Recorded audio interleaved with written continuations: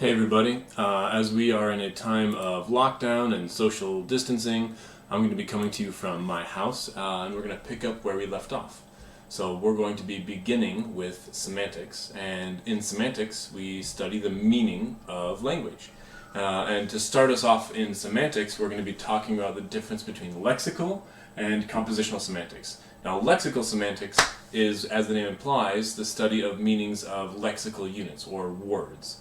So this is all of the words that you know: dog, hat, come, go, etc.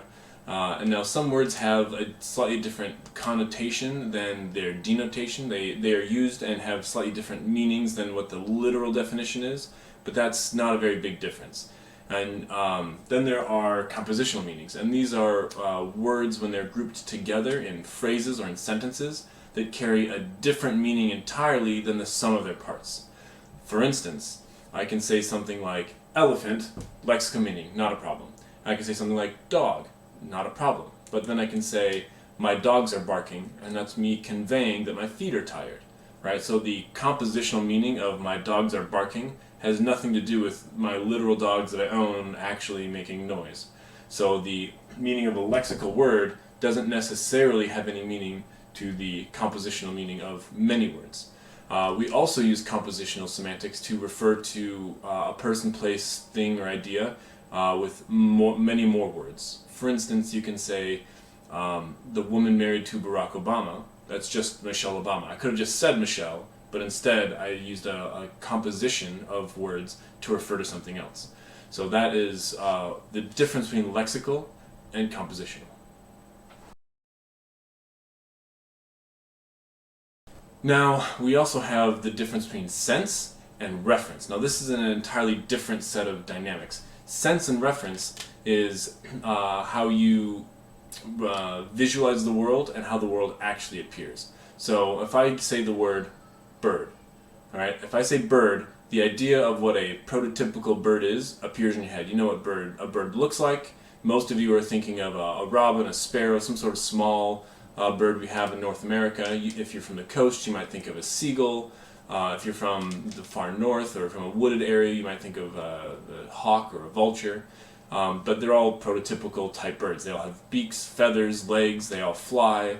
But nobody thought of immediately an ostrich or an emu or a penguin. Right? These are not typical birds. So they are birds, and so if I pointed to a penguin and said, look at that bird, you're not confused, because your sense includes penguins and emu, but the farther out they get from your central idea, the less prototypical they are. So your sense is this ill-defined area that comes with qualities. So you know that they have feathers, right? They have beaks, they have feet, right? They have they lay eggs, and they can fly, right? And so that's where you have all these different birds. Now, most of the birds I named, sparrows, robins, finches, cardinals, even seagulls, right? They're these ideas that don't stray too far from this prototypical idea, this general format that a bird takes. But the more strange you get, you might have flamingos, which they look kind of strange, right? They have really long legs, they're pink. You might have emu and ostrich down here that are huge and they don't fly. You have penguins that are over here. They're not very big and they have all these features, but they also don't fly.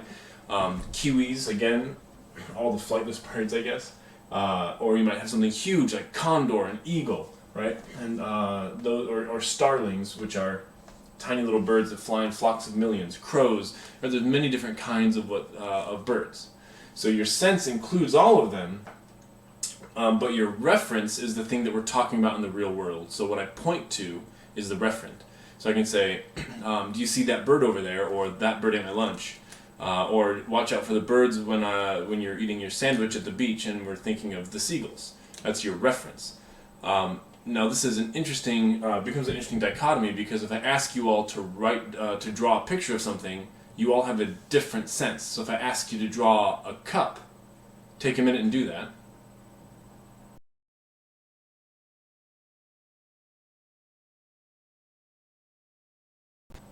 All right, now that you've taken a moment to just draw a cup in the side of your notes, some of you might have drawn a mug. Some of you might have drawn a tapered glass of some kind. Some of you might have drawn like a chalice or a wine cup of some kind. Right? All of you, if I pointed to this in real life in my cupboard and said, hey, will you hand me that cup? You're not going to stop and be like, hey, wait a minute, that's not a cup, that's a chalice, that's a tumbler, that's a champagne flute. You'll hand me the thing that I'm pointing at, right? So all of these things fit into your sense of what a cup is, but they don't fit your prototype of what a cup is. So within your sense, you have this, prototype. And then whatever the real world referent is, as long as it fits within the sense somewhere, there's no confusion. You can also have difficulty in getting a sense for what things are when things don't actually have a physical reference. For instance, there is no referent for dream. So what is a dream? We can kind of describe it, and we each have our own sense of what it is, but we don't necessarily have the same sense, right? What you call a dream and I call a dream might be different, and there's no way to empirically measure it or show it to you. Same thing for dragon or unicorn. These aren't things that people can point to and say, here's a real one. Now there are different conceptions of what these things are, and people have pictures, and you probably have a sense of what one is, but each sense is equally valid, and the reason there's no consensus is because there's no true referent to point to.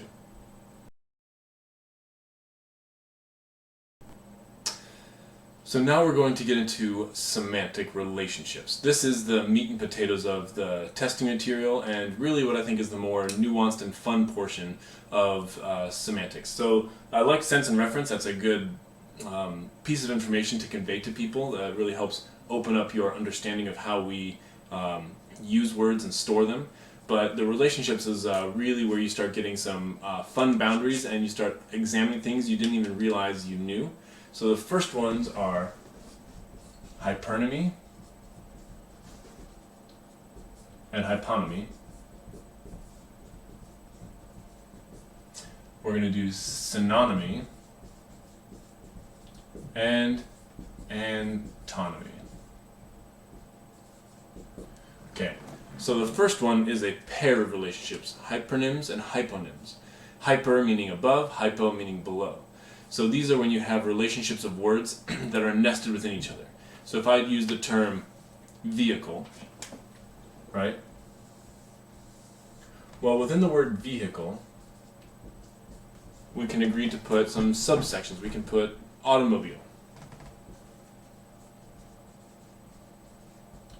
We could also put boat. So we have both boats and automobiles. Those both fit under the idea of vehicle. So vehicle is the hypernym of automobile, and it's a hypernym of boat. Boat and automobile are both hyponyms of vehicle. Then underneath automobile, we can put car, we can put truck, right? Both car and truck are hyponyms of automobile, and automobile is a hypernym of car and truck. So by the transitive property, if you will, car and truck are hyponyms of vehicle, and vehicle is a hypernym of car and truck. Making sense so far? You can keep breaking this down. Underneath car, I can put Ford. Under Ford, I can put Mustang. Under Mustang, I can put GT. Right? You can keep nesting these down, down, down. This is how taxonomy works. When you look at kingdoms, phyla, genus, species, everything of the same species, it belongs to a family, and that belongs to a genus, and that belongs, and up and up and up. And so these are the hypernym-hyponym relations. A student helpfully gave me their interpretation of what made sense to them, and it looked something like this. You have the term here, which is the hypernym, and then a word here. This was the hyponym of whatever you put in here. So what the relationship between these two words is illustrated by this diagram. So if I put in mammal, and I put in canine,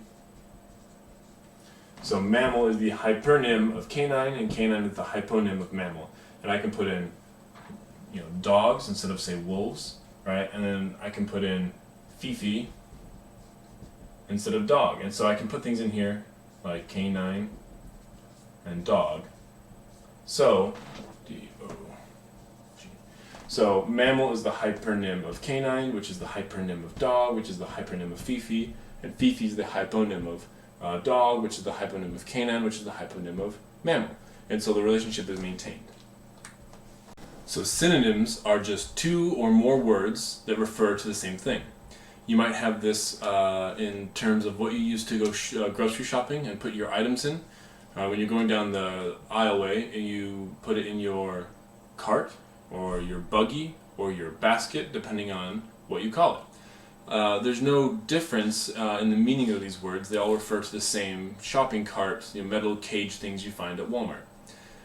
You might also call something a water fountain or a drinking fountain, or if you're from somewhere that's very unique, you might call it a bubbler.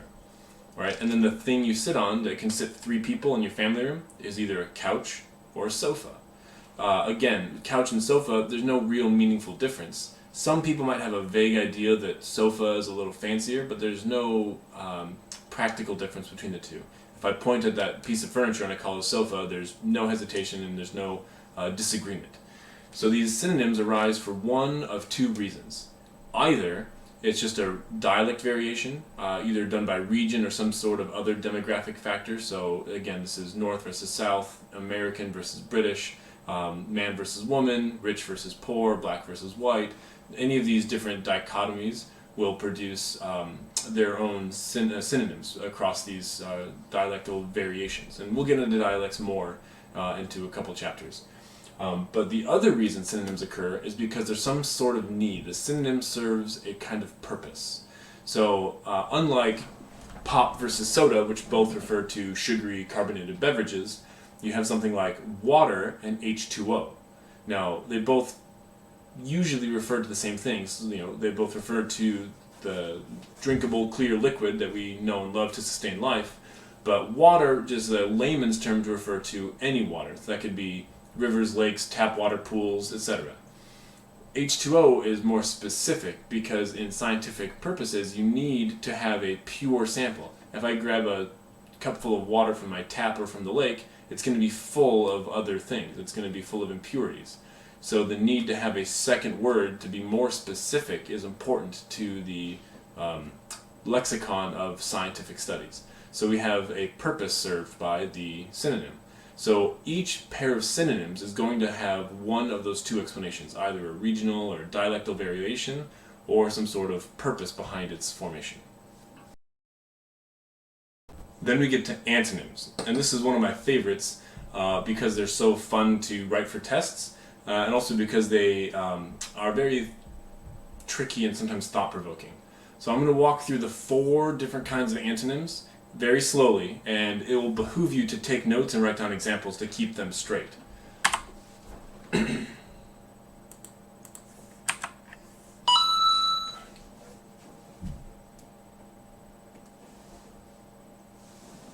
So the first kind we have is complementary. Now, complementary antonyms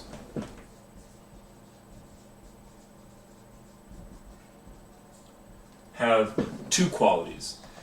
The words involved, they're going to be pairs, they can only be one of the options, and they can't be neither, and they can't be both. So they must be one of the options.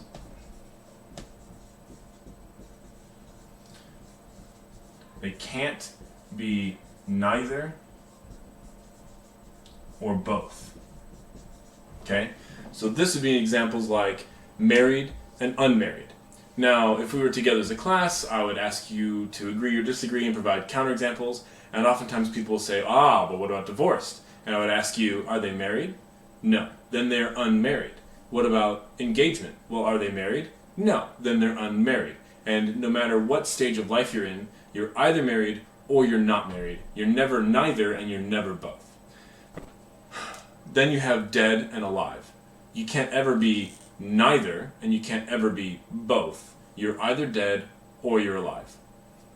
Right? If you ask a medical professional, they'll have strict guidelines whereby they determine whether or not you're dead or alive, and there you go. You can be existent or non-existent, right? You can either be one or the other, but you can't be both. And then a trickier one, win or lose. And here people quickly want to point out, but what about tying? And this brings me to a crucial part about antonyms. Antonyms is the relationship between two words, not 3 words or 4 words or 10 words. So this is the difference between win and lose, not win, lose, and tie. So with winning and losing, you can either be one or you can be the other, but you can't be both and you can't be neither. You've either won or you've lost at the end of a game, right? The relationship between those two words. Similarly, if I give you the idea of positively charged or negatively charged, you're either one or the other. You can't be both and you can't be neither. Again, remembering that this is not including the word neutral. Neutral is not an antonym to anything, right? There's no antonym to neutral. So we're only talking about opposites of things. All right. Next, we get to gradable. Now, the thing with gradable antonyms is that they can be anywhere between x and y. So we have x and y. Okay? So if I have something like black and white, there's no sudden point at which you go along this continuum and then suddenly it's white or suddenly it's black. It's a gradable thing. You start at white and you move slowly through the grays, you get to black, right? Same thing with wet and dry. You're wet and then you're progressively by increments drier, drier, drier until you're dry. You don't suddenly pass a certain amount of time and then you've only suddenly become dry. Same thing with skinny and fat, or easy and hard, or love and hate. There's no single dichotomous switch where there's a certain point where you suddenly switch to the next thing. It's always on some sort of continuum or some sort of gradable range. And then we have reverse antonyms.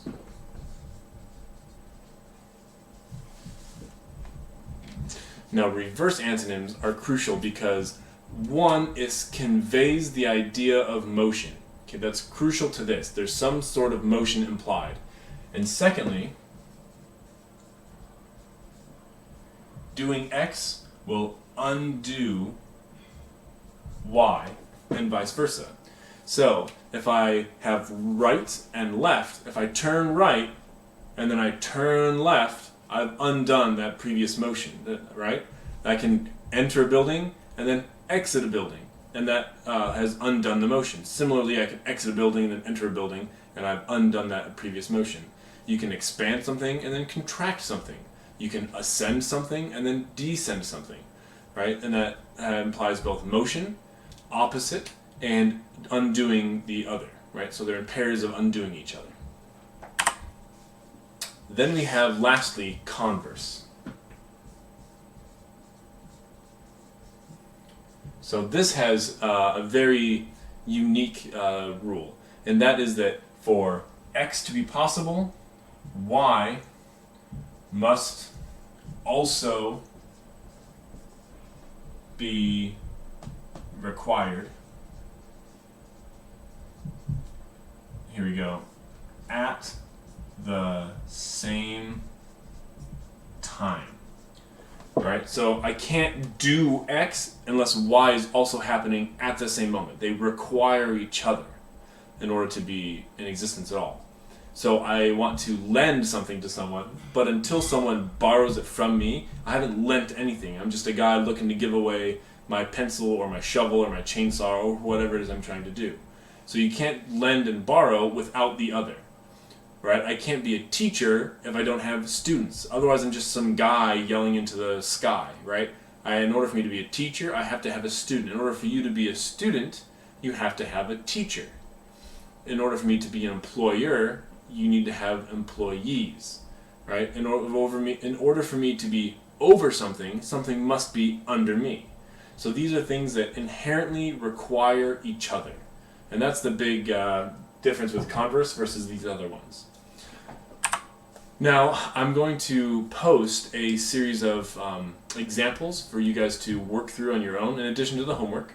The examples are meant to help you understand what you do know, what you don't know, and reinforce the ideas. I'll post the answer key, and it's just on you to try the practice examples, and if you get some wrong, checking them against the the answer key, than to ask me for help or for questions.